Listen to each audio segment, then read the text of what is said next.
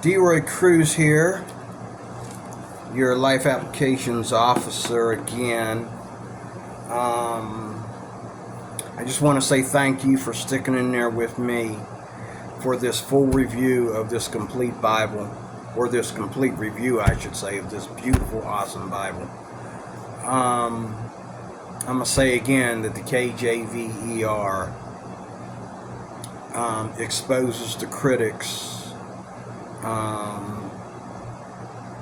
One set of critics for being in the wrong text, and using the wrong collection of manuscripts, and the other group of critics for being in a cult and lying about what the King James actually says, living in denominations, presiding in denominations where they're constantly telling their congregations things that the Hebrew and the Greek do not say. And they love the King James, and you know who I'm talking about. They love the King James because it's a different doctrine in their mindset. They can use the archaic words, and they can use the phrases that should be translated to something better of a phrase, and not just because of the modern time that we're in, but because of the actual translation of the Word of God in the Hebrew and Greek.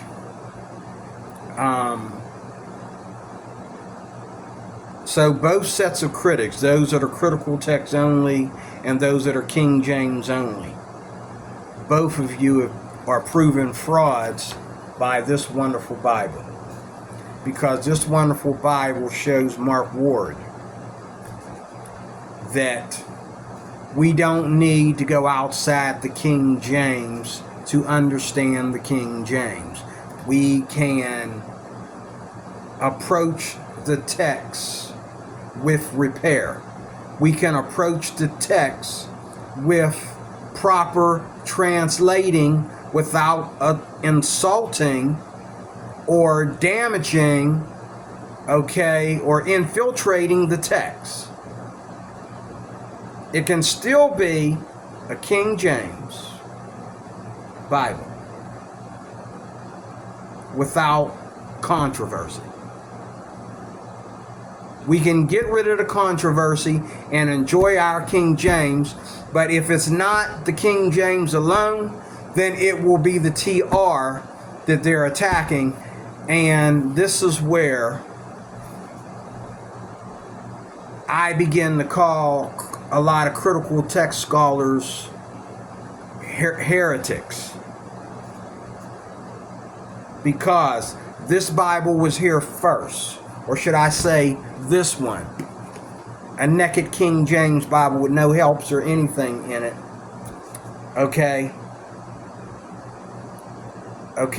Nothing, no cross references, no footnotes, no nothing to help the text.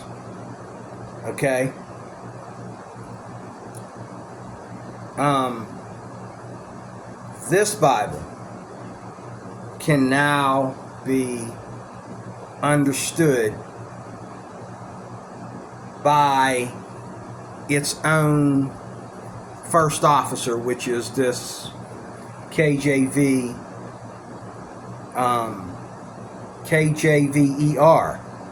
sword, or should I say just KJVER. The sword is the study Bible, but you can get the KJVER alone as a simple, basic pew Bible, church carrying Bible, or whatever. But this here is a sword study Bible. I recommend, even to carry this to church, I recommend you get yourself a personal size like this little thing, and carry it to church.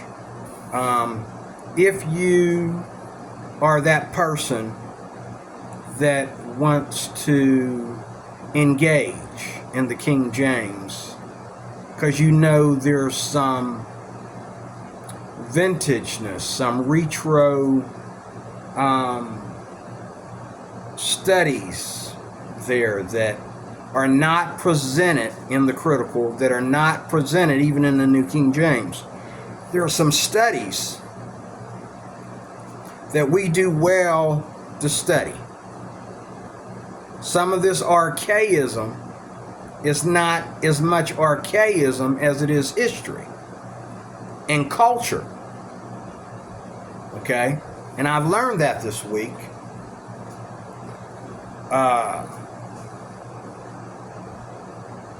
With my nose and my eyes in this Bible. Okay?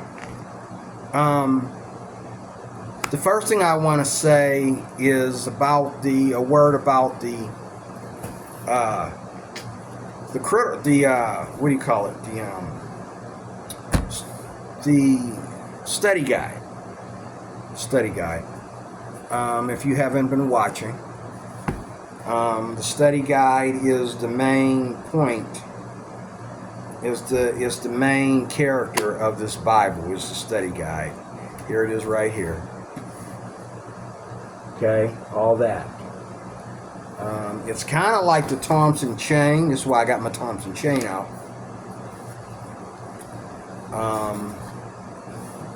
Three categories. You only have three categories to study from.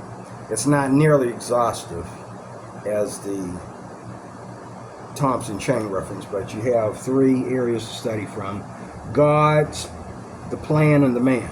Okay? And it tells you in here, in case you didn't hear before, it tells you in here, go to the index.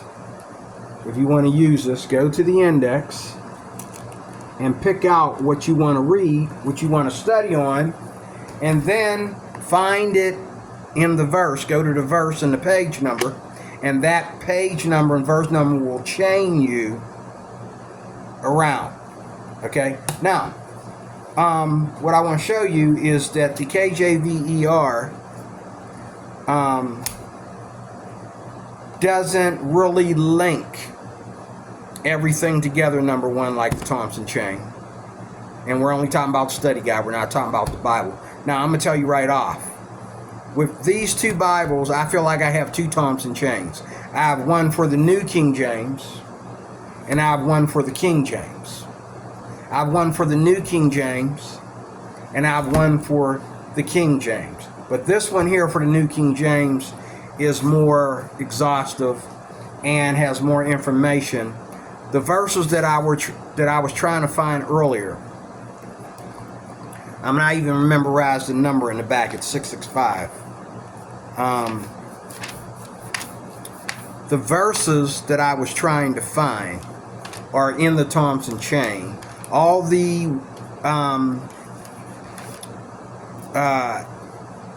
what do you call it? The verses on homosexuality. I'll say verses. All the passages and verses on homosexuality are not always linked together in the KJVER Sword Study Guide. Neither are they linked together in my New King James Nelson Complete Edition. But they are in the Thompson chain. And they don't call them by homosexuality, they just simply call them by the term morality. And I'll show you how it breaks it down, because I just did a review on this Bible, which was a very light review. But I want to tell you that the Thompson chain, if you are thinking about a reference Bible, this is not, this Bible has no annotations, but every chart you can imagine is in here, especially the old version. This is the second edition, I think they're calling this. They call this an edition, or am I thinking about my other Bible? I think I'm thinking about the KJV, the NKJV Bible. They let you know what edition it is. This has got to be like the 5th edition. Thompson Chain version. Copyright.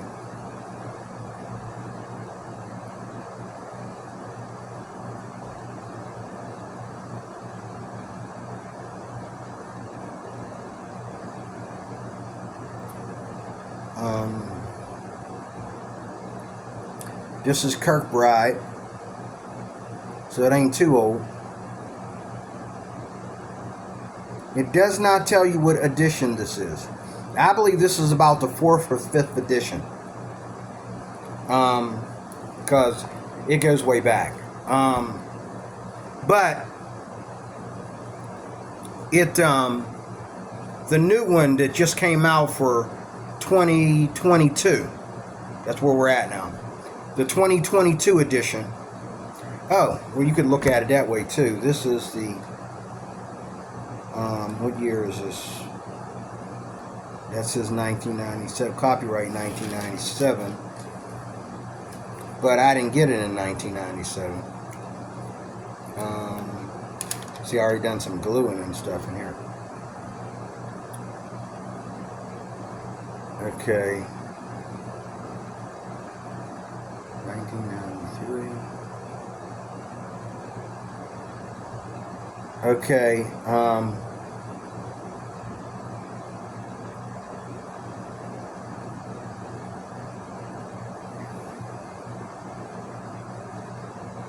doesn't tell me. I believe this is the 4th, 5th edition. But they got one out for 2022. That's the newest edition. And it is different than this one. Okay? It leaves a bunch of stuff out. But I was looking at a full review of it last night from this one cat on YouTube. And he gave a beautiful, awesome review of everything. And so I will be getting the new one in regular size, not a personal size like this, but I will be getting a new one in regular size in genuine leather. Yeah. But I'm disappointed with some of the stuff they took out. I love the design that was in here. 665.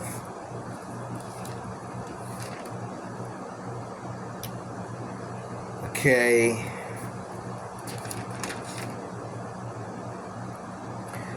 Okay, so 664. Well, the whole section, this is what I love about Thompson Chain.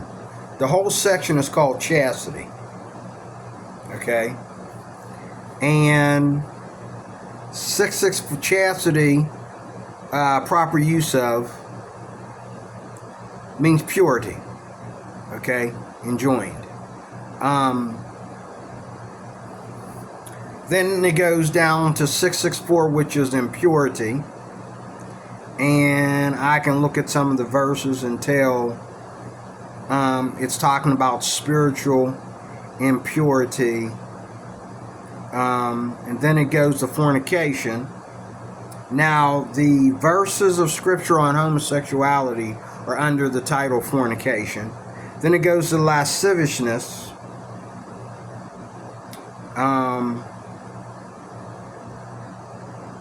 And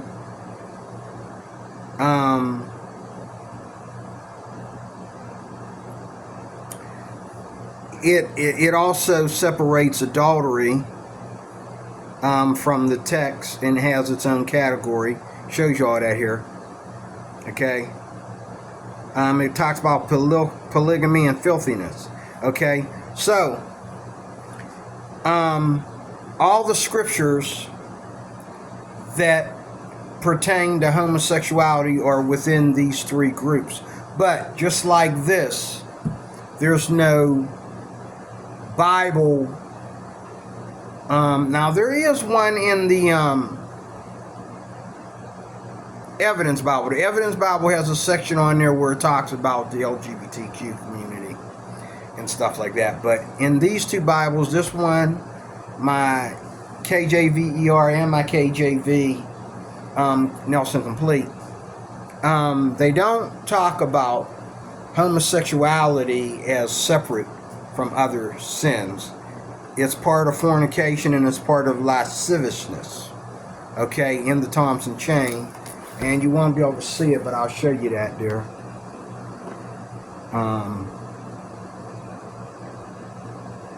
It's giving you more. Just one of these would cover. Now in here it's called impurity, and here it's called morality, and how we go against morality in our daily lives. And here it's about how we become impure. Okay? But this has all the basics. The KJVER Sword Study has all the basics that you need to know to read up on homosexuality and read up on sin, sexual sin, fornication, all that. But the Thompson chain, which is why I love it so much, I could chain, like if I look up one of these scriptures on homosexuality, one of them's going to take me to other places talking about homosexuality, whether it's going all the way back to Leviticus and looking at the one in there, and then it's going to take me to the rest of them in the New Testament, or going to Romans 1, and it's going to take me to the rest of them. Okay? The fact of the matter is, the Thompson chain does that. The KJVER is not going to do that. It's going to show you a couple scriptures. I don't understand yet how 1 Timothy chapter 1, when it talks about the law and what we do against the law, I don't understand how that's not chained in with 1 Corinthians 6:9, because they're talking about the same exact thing. And they're not chained in. Well, maybe that's why they're not chained in the KJVER, because they're talking about the same thing. Okay? But if you go to the back of the Bible, like I showed you in the last video, and look up sexual sin or fornication, sexual immorality, it will take you to Romans chapter 1, and it will begin to show you the other places where it might be. One thing that I wanted to look up, I wanted to show you. I should have wrote it down. Did I write it down? Let me see here. I might have wrote it on here.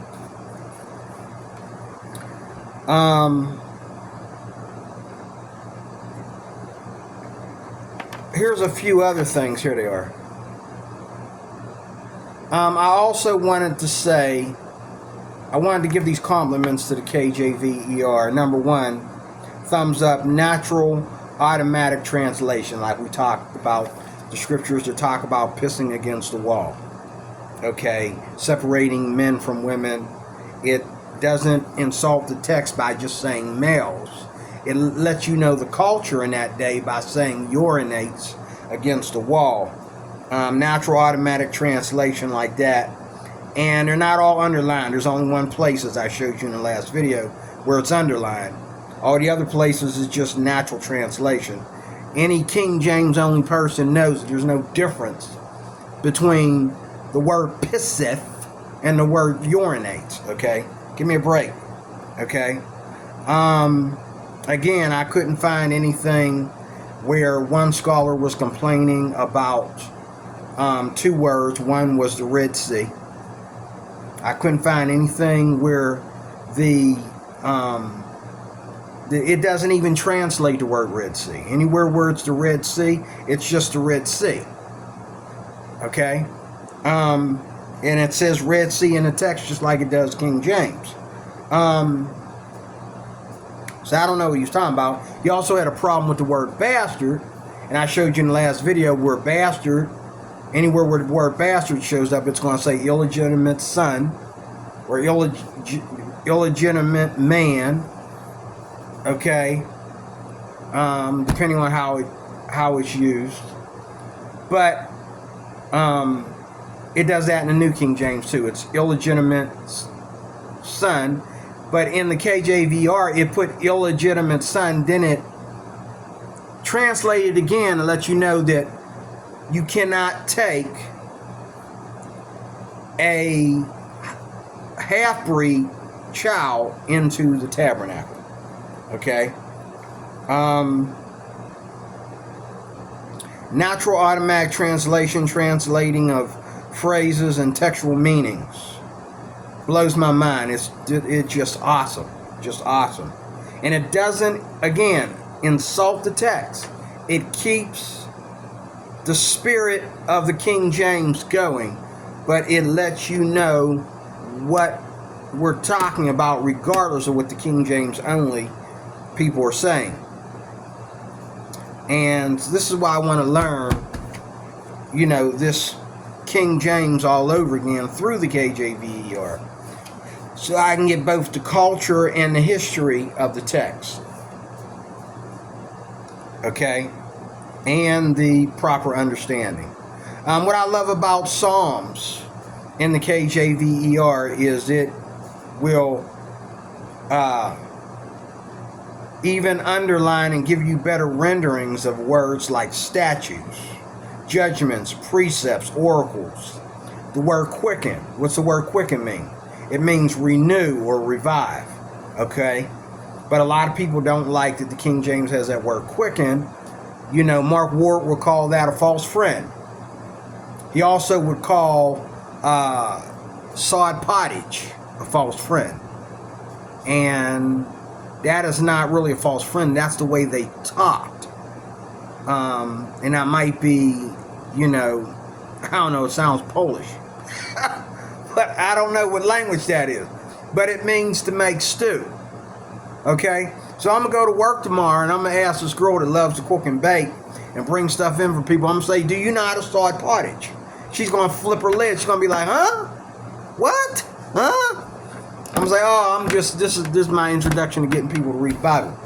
I'm going to ask her if she knows how to sod pottage. But the KJVER, put the translation there, it means make stew. It means to cook stew. Okay? And I think that's where it was talking about Jacob and Esau. Esau Jacob knew how to sod pottage. Okay? Okay, and I'm going to look at one verse here. But I know the word hell, and this is one of my only setbacks about this Bible, is they don't translate the word hell. One thing I love about the New King James is you can read it. Everybody's not going to hell. Christians aren't going to hell. Everybody's not going to hell. Okay? But according to the King James, if you die, you go to hell. Okay? Because it doesn't talk about anything else. If it's the grave, it's hell. If it's the afterlife, it's hell. The only thing that ain't hell is the New Jerusalem. Okay? But death doesn't work that way. Everything's not hell, especially if you're a Christian. And this is why a lot of King James only people believe that Jesus actually went down to hell. And there's some scriptural there's another scriptural side to that. But the scripture does also clearly say that he went down to the gates of hell and stole the keys. So how right are you? But here in the study guide, one thing I didn't look up, and that would be, I just want to share a couple of verses with you, and I'm not going to hold you long because we're done. Thank you for hanging in there. G1P.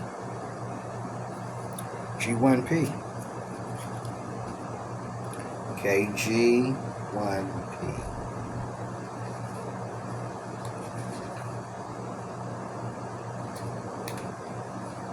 Okay.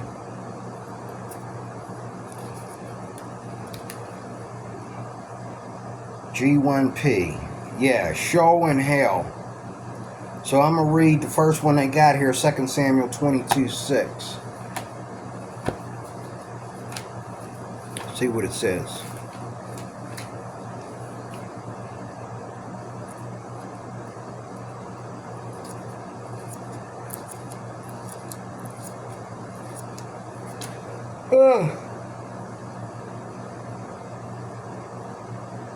The sorrows of hell compassed me about. The snares of death prevented me. Okay.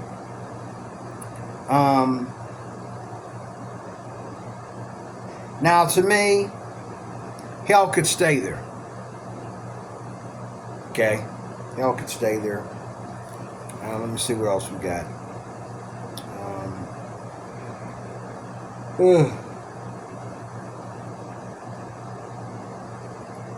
Let me go in the New Testament. Let me go to 1 Corinthians 6:6.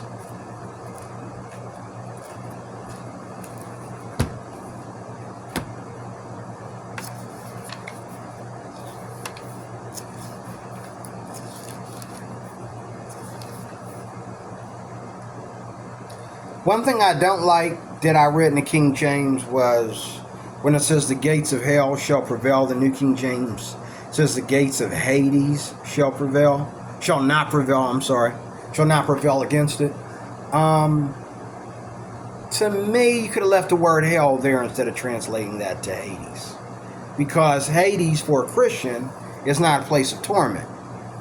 So when you study how death is done, I don't know, man. Where'd I say I was going?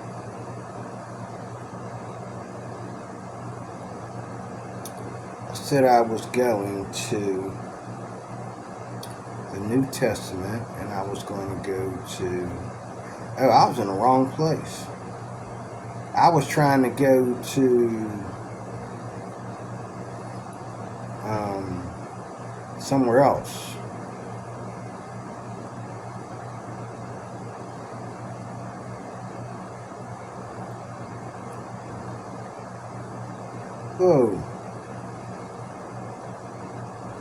Oh, 2 Timothy, that's what it is. 2 Thessalonians. Oh, that's a good one. 2 Thessalonians 1, 7 to 9. 2 Thessalonians 1, 7 to 9.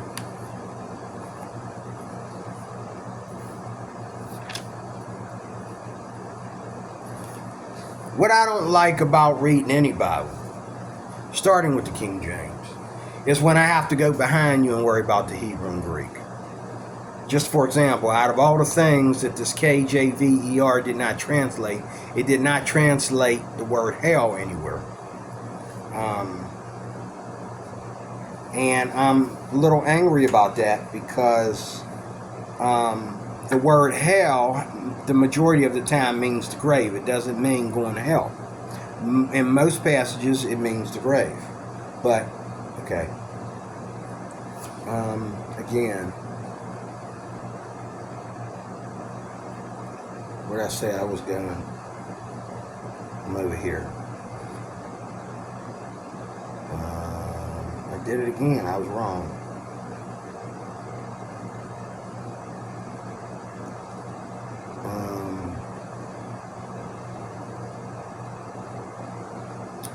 I'm going to go to Luke 9:43. No, Luke 16:22 and 24. Luke 16:22 and 24.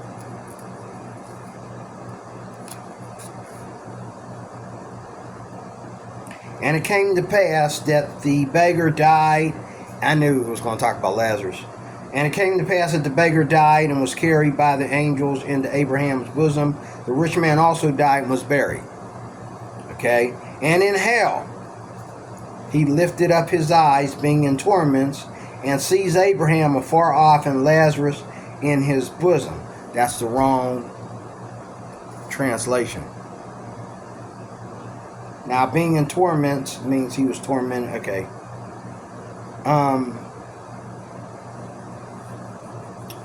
The proper term is Hades. Okay. Now, we'll read on and see what they say about Abraham. Maybe they're saying that, maybe they're reading into it like hell is hell unless you go from death to life. Hell is hell. I don't know. And in hell he lifted up his eyes, being in torment. It sounds better since he's in torment. But the proper translation is what I'm concerned about. And in hell he lifted up his eyes, being in torments, and sees Abraham afar off and Lazarus in his bosom.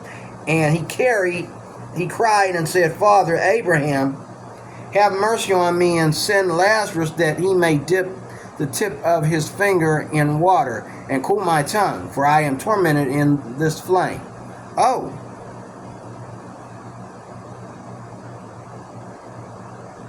Maybe that's the proper translation then. Because he's tormented in a flame. Okay? But Abraham said, Son, remember that you in your lifetime received your good things, and likewise Lazarus evil things, but now he is comforted and you are tormented. And besides all this, between us and you there is a great gulf, so that they which would pass from here to you cannot, neither can they pass to us that would come from there.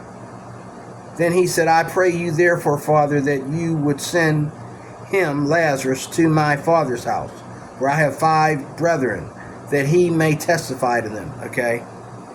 Lest they also come into this place of torment. So, is it Hades or is it hell? I'm reading it. He's in a flame and he's in torment. Is that hell? Is there supposed to be flames in Hades? Okay? I think New King James. See, this is why it's important to not just read these modern translations, even in New King James, but to also read the text and learn it and understand it, and then you can use other translations for commentary if they're really not hitting the mark. Luke 16.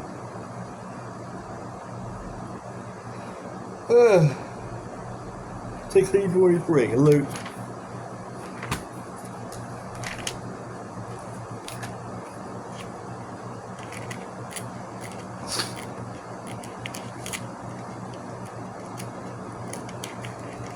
Time for my lunch.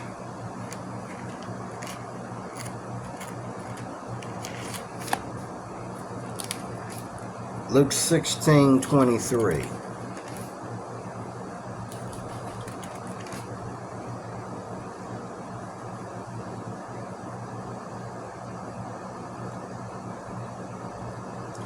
And being in torments in Hades,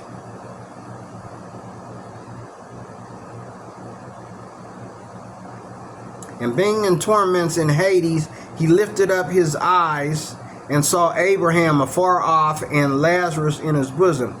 Then he cried and said, Father Abraham, have mercy on me, and send Lazarus that he may dip the tip of his finger in water and cool my tongue, because I am tormented in this flame. But Abraham said, Son, remember that you in your life you received your good things, and Lazarus evil things, but now he is comforted and you are tormented. And besides all this, between us and you there is a great gulf fixed, so that those who want to pass from here to you cannot, nor can those from there pass to us. Okay? Then it gives here, because you know the Thompson chain used to be a King James chain. Now it's all the translations, but the study notes in that, the outlines in that are pro King James still. So he gives it here.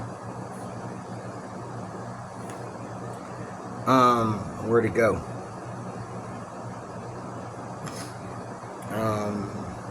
Right here. Hell and Hades. So before we go to, let me write it down.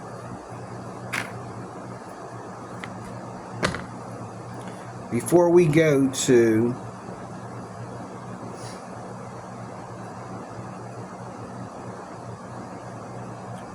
(1556), let's go to the parallel passage that's there. That's 1558. Let's go to Acts 2:27 and see what that says.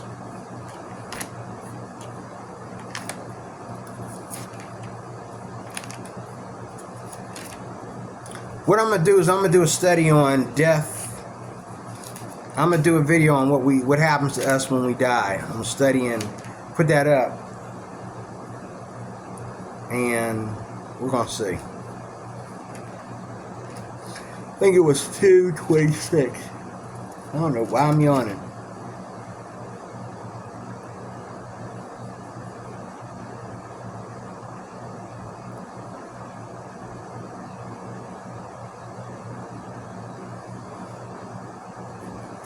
I thought that was 2:26.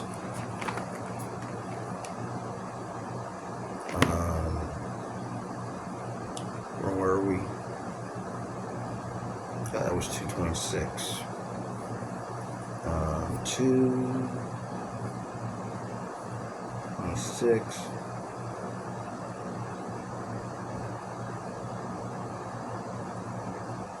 Okay.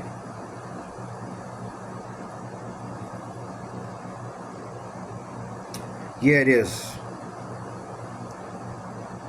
For you will not leave my soul in Hades, nor will you allow your Holy One to see corruption.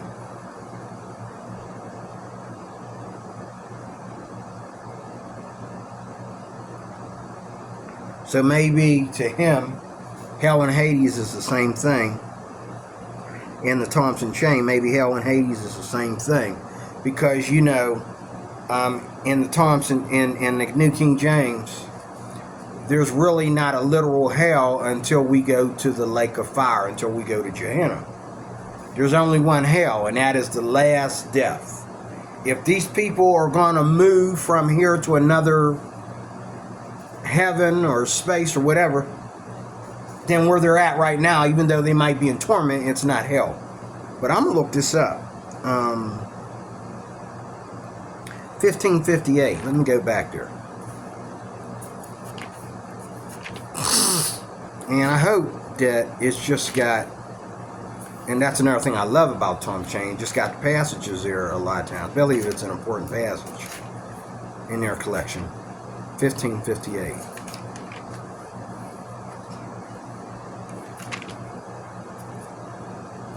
Okay, 1558.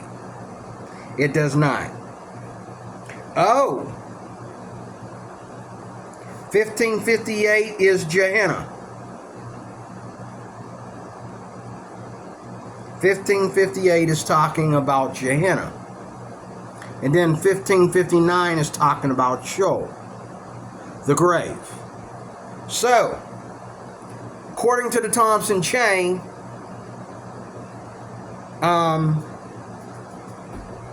New King James was wrong for saying that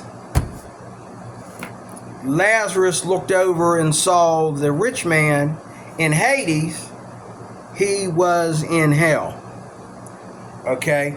Now, a lot of critical text scholars would disagree with that. But it's my job to study it. I'm not going to do it here. This is the close of the video. I will study it, though, and get back to you. I promise I will do a video on it. But the last thing I want to quote here is that in Matthew and Luke and Mark about the child that had epilepsy.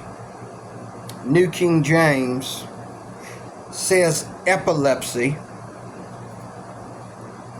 but in the Strong's and in the Greek, it's actually moonstruck. Now, both the KJVER says the boy had epilepsy. Okay, in the study notes where you read about Jesus healing diseases, where you get the chart, the article, the notes for Jesus healing people with diseases, One of the diseases was epilepsy, but when you read the chapter, the boy was demon possessed, and the Bible says they cast the demon out of him. Let me go to it, so I'm just clear. It might be Matthew 17. I put them both there for a reason.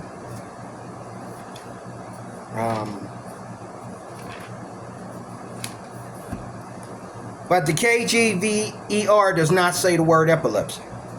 Only the New King James and the more modern translation says the word epilepsy. No epilepsy in the old version because they didn't know, But I'm going to read it to you. It says, now to me, this is telling me that epilepsy is demonic. That some forms of epilepsy are demonic control. You can pray for them and ask God to heal them and lay hands on them and pray for them and ask God to heal them, and God will deliver them eventually out of that epilepsy. That's what I believe. Because epilepsy alone, to them back in the day, was demonic. That's what I gathered, okay?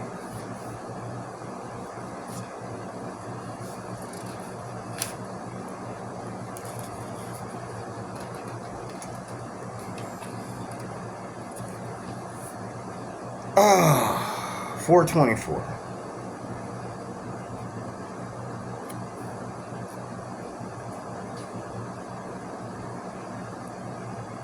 Um, 424. And his fame went throughout all Syria, and they brought to him all sick people that were taken with divers diseases, okay, and torments, and those which were possessed with devils or demons, and those which were lunatic, okay, which means crazy, and those that had the palsy, and he healed them. The palsy is someone that's paralyzed, okay? These words are underlined in the KJVER. The word divers is underlined, meaning different. The word devils is underlined, meaning demons. Lunatic means crazy. And palsy, shows up in the King James a lot, is the word for someone that's paralyzed, okay? All right, that's not the one I'm looking for. I'm looking for the one 17. I want to talk about the word lunatic too. That's why I had that there. But a lot of people, but this guy here, the kid was lunatic too. I'll show you.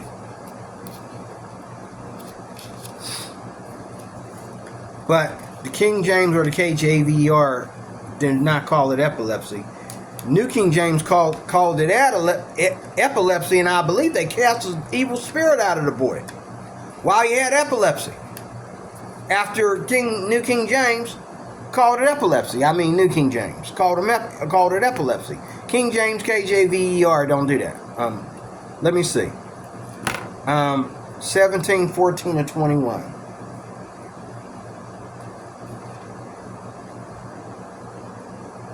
(17, 14). Okay. And when they were come to the multitude, there came to him a certain man kneeling down to him and saying, Lord, have mercy on my son, for he is lunatic and sore vexed. Okay. Sore vexed means greatly troubled. In case you didn't know, he was sore vexed means he was greatly troubled. For often he falls into the fire, and often into the water. Okay. Could that be demon possession? And I brought him to your disciples, and they could not cure him. Then Jesus answered and said, O faithless and perverse generation, how long shall I be with you? How long shall I endure you? Bring him here to me. And Jesus rebuked the demon. Jesus rebuked the demon, and he departed out of him, and the child was cured from that very hour. Okay, and then it goes into this kind him telling his disciples that this kind only comes out by prayer and fasting. Okay?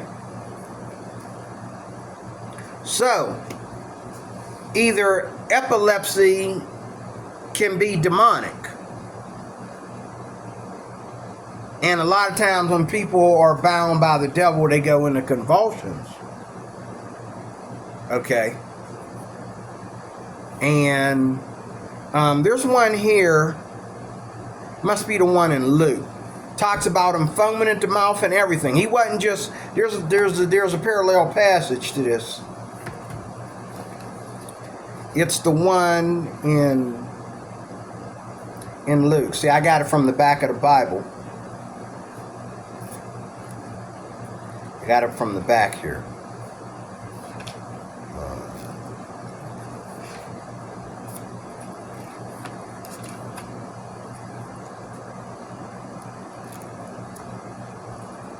Oh God, man, I didn't think it would take this much time.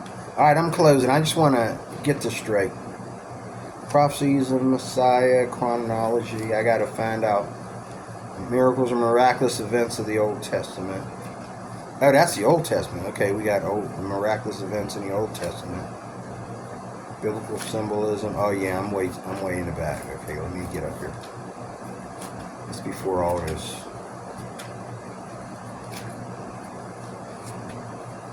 Yeah, not that far back. Yeah,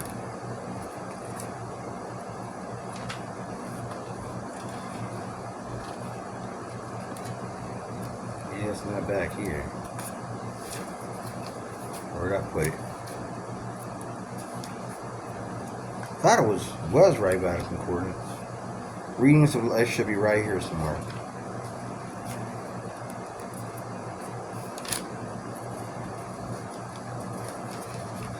Come on now. Where are you at? I just did a review on you.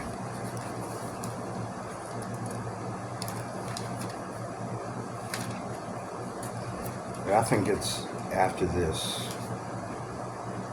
Yeah, I think it's after that.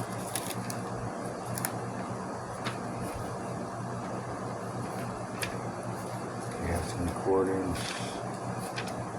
Concordance out of the way. Wow, yeah, huge concordance. Here we go. Alright, here we go. Messianic prophecies. It'll be miracles.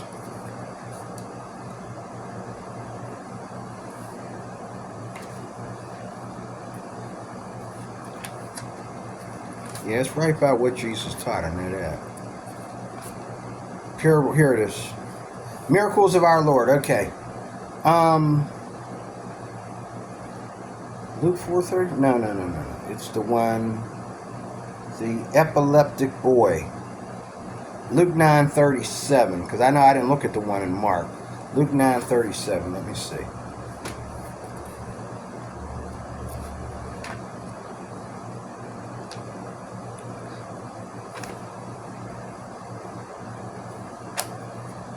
Luke 9:37.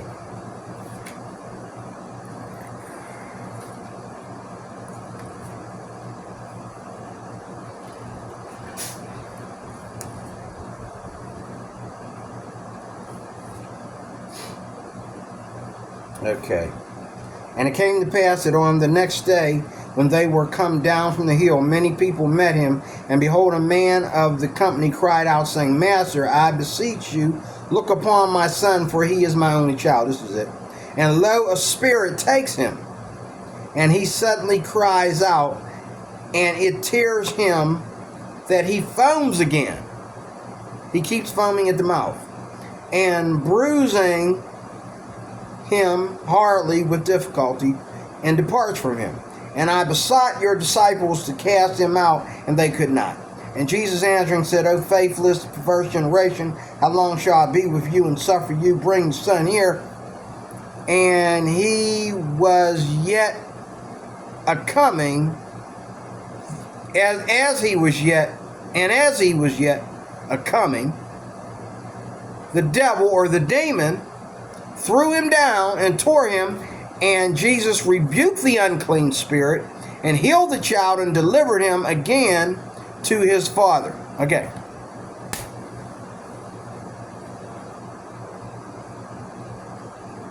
It's saying that even though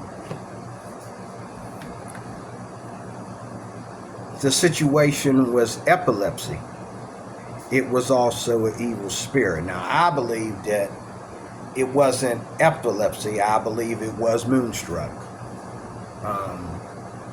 What's moonstruck mean? I need to find out what it means. I never carry a dictionary with me. I need to find out what moonstruck means. Let's see here. Is this off? This is off. Okay. I was going to go to that in my tablet, but I'm not going to turn it on and wait for it to load and all like that. But I believe there's a reason why it literally says moonstruck. For a lunatic and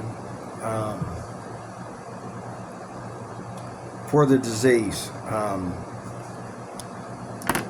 But it may be that epilepsy and demon possession have something in common, very, very similar issues in common. Or it may mean that both the KJVER and the New King James is wrong for assuming that that's epilepsy. But I'm going to stop there. That's good enough.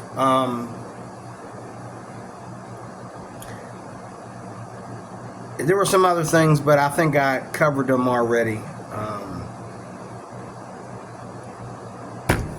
This KJVER is a good Bible. It's a good Bible. Okay. And what did I say? I said the New King James and the KJVER, calling it epilepsy when a demon was cast out. But some of the people that I've seen walking to my church back in the day and fall on the floor and that, okay, they, okay, were demon possessed when they fell down on the floor and started convulsing. However, usually when somebody is demon possessed, he's got a story to tell. He's saying things out of his mouth, shooting blasphemies out of his mouth, screaming like an animal or whatever. He's not just having a seizure. He's usually saying stuff with his mouth while he's convulsing. Okay? But epilepsy is when you lose control of your body and your body falls down on the floor and convulses and you go to foaming at the mouth and all like that. That's also epilepsy. You tell me. D-Word Creature Life Applications Officer, KJVER complete review, all completed, all secure. We can land this plane now and go home. It was fun. It was real. Thank you for coming and watching. And if you have any questions about the KJVER or any area of Christian theology or whatever, we will study it together. We will get together, go through the scriptures. We'll go online and connect the dots, put one thing to another, and we'll come to an answer. But you can't do that if you don't comment on my channel, if you don't subscribe, if you don't like, share, and all that basic stuff. If you don't do that, then you're not going to get the most out of my channel, and I'm not going to get the most out of you as a subscriber or as a follower. So thank you for coming and watching this channel, watching what I had to say. Stay tuned for more. I got more complaints and speeches about King James and King James onlyism and critical text onlyism. Oh, y'all opened up a can of worms. Now I got a referee. So, God bless you. Thank you for watching, and I'll talk to you soon with more in a little while.